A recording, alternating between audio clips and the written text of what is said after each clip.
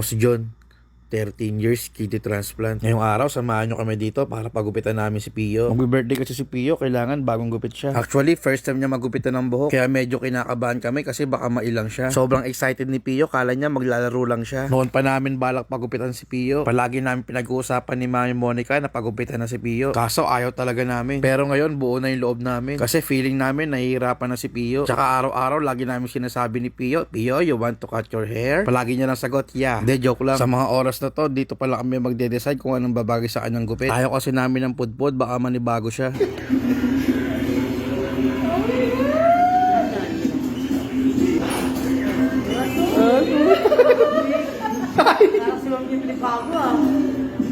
Tagal na kasi yun eh. Kita mo na?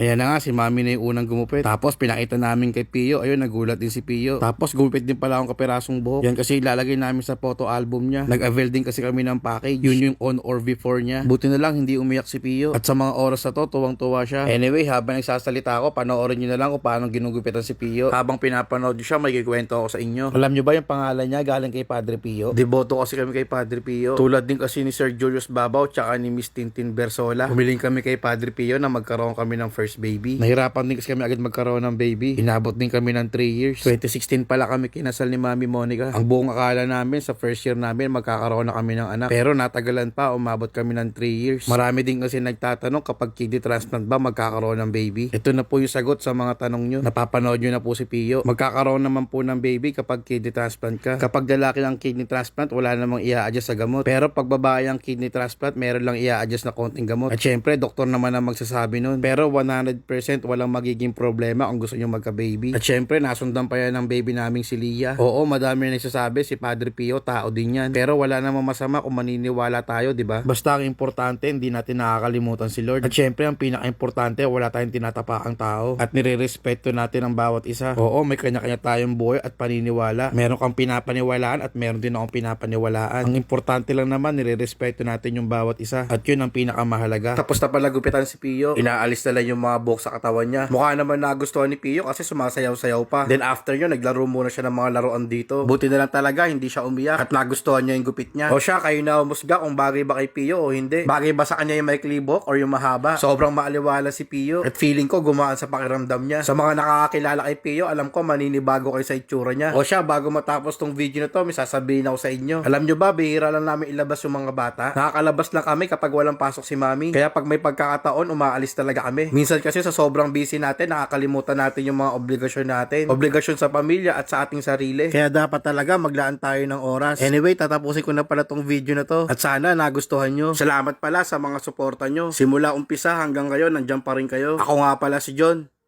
Isa po akong kidney transplant. At ito ang buhay ko. At sila ang pamilya ko. Oh, paano ba yan? Hanggang dito na lang. Hanggang sa muli. Paalam. Peace.